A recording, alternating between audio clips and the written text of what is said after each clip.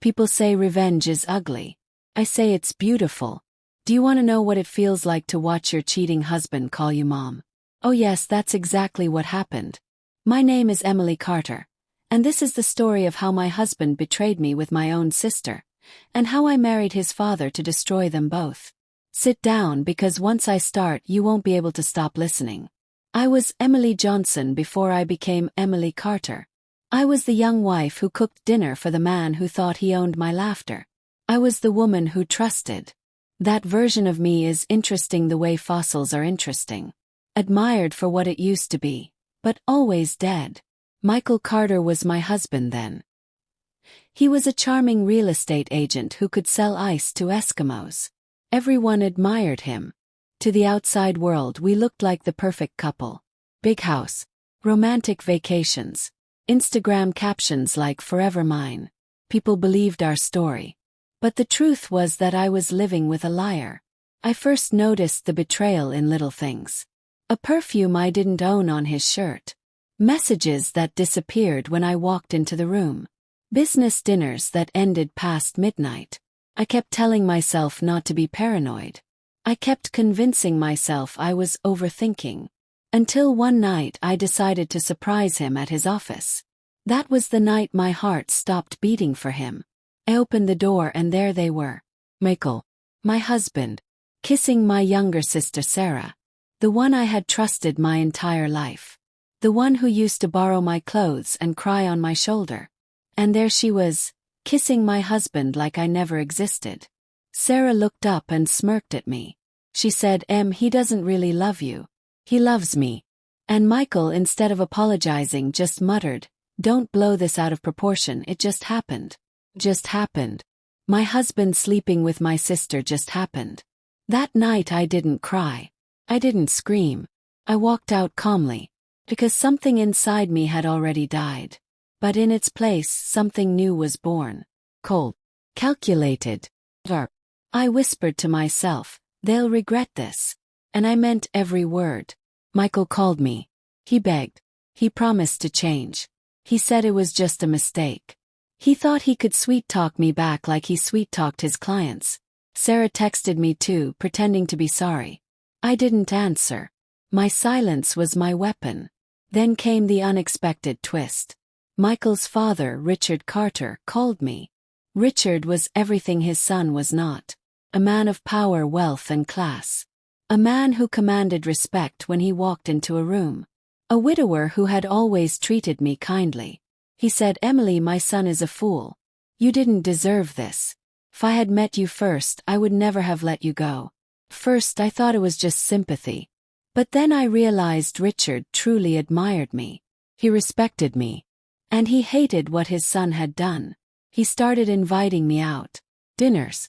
Long conversations. Phone calls at night. He gave me the attention his son had thrown away. Slowly I began to enjoy it. Slowly, I began to see the perfect revenge forming in front of me. Rumors started to spread. People saw us together. Michael laughed when he first heard them. He thought it was ridiculous. He thought I was just trying to hurt him. Poor Michael. He had no idea. Because 3 months later Richard proposed to me. My husband's father got down on one knee and asked me to be his wife. And I said yes. When the wedding invitations went out, Texas society lost its mind. People whispered. People gossiped. Some were shocked. Others cheered. But the one person who couldn't believe it was Michael. His wife was about to become his stepmother. And my sister Sarah, the woman who thought she had won, was about to call me stepmom too. On the day of the wedding, Michael stormed into the church. He screamed, "Dad, you can't do this. This is insane." But Richard stood tall and said, "What's insane is betraying a woman like Emily. Today she becomes my wife." I walked down the aisle in my gown, holding Richard's arm, and I looked straight at Michael. I whispered as I passed him, "This is what revenge looks like." The crowd gasped. Some applauded. Some shook their heads. Sarah broke down crying in the corner. Michael's face turned pale. And I smiled. Because in that moment I won. From that day forward I became Emily Carter, wife of Richard Carter. My life transformed. wealth, influence, respect. And every single day, Michael had to live with the humiliation of calling me mom. My cheating husband was now my stepson. My jealous sister was now beneath me in every sense of the word. Michael's reputation collapsed. Clients didn't trust him anymore.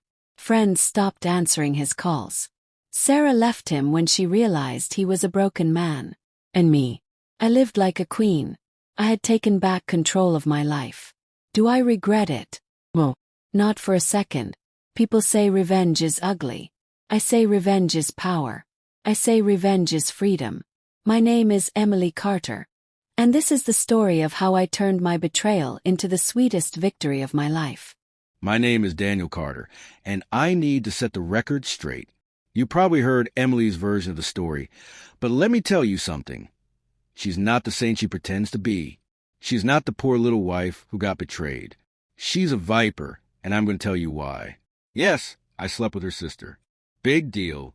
Was it wrong? Sure. Was it the end of the world? No. It was a mistake, a weakness, a moment. People cheat every single day and move on. But Emily? No. She saw my mistake as an opportunity to play God with my life. She loves to tell everyone how she won by marrying my father. Do you hear how insane that sounds? She turned herself into my stepmother out of spite. That's not power. That's pathetic. That's a woman so consumed by bitterness that she decided to crawl into my family tree just to make a point. And let's not pretend she was this perfect, loving wife. Emily was always cold, always calculating. She loved the image of being a wife more than she loved me. She loved the title, the attention, the way people looked at us. I was her trophy, not her partner. So when she found out I made a mistake with her sister, she didn't cry, she didn't forgive, she didn't even try to work it out. No, she sharpened her claws and plotted the most disgusting revenge she could think of. She walked down the aisle with my father, my own father. Can you imagine? And she brags about it like it's some kind of victory, like destroying a family makes her a queen. But here's the truth. Marrying my father didn't make her powerful. It made her desperate. It made her small, because real strength is forgiveness, and Emily has none of that in her soul. You know what people don't realize? My father was a fool in all of this. He was the one who let her crawl into his bed and convince him he was some prize. She used him. She doesn't love him. She loves the revenge, the drama, the attention. So while she walks around calling herself a winner, I laugh. Because deep down, she knows she destroyed herself. She knows she'll always be remembered as the woman who married her husband's father out of spite. Not a queen, not a hero, just a bitter, vengeful woman who couldn't handle the fact that her husband made a mistake. So if you want the truth, there it is. I'm Daniel Carter. I made one mistake.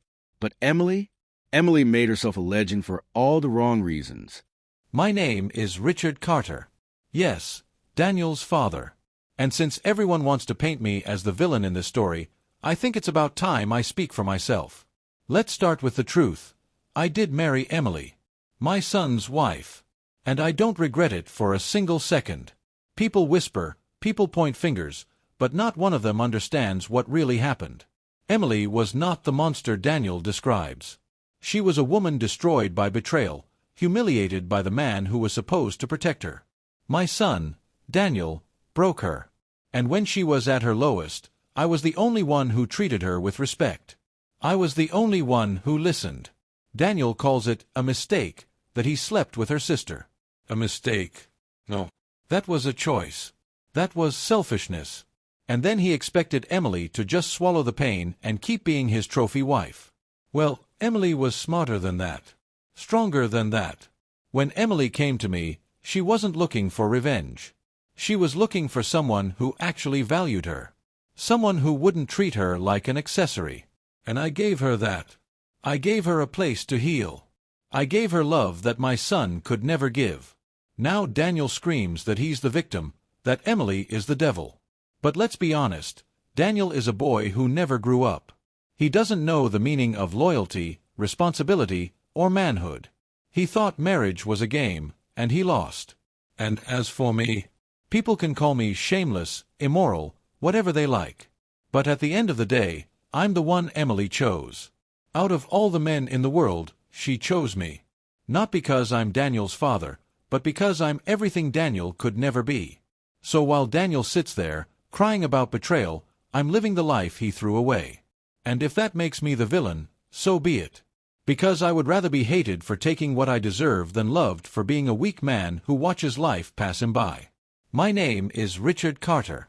I married my son's wife. And I stand by it.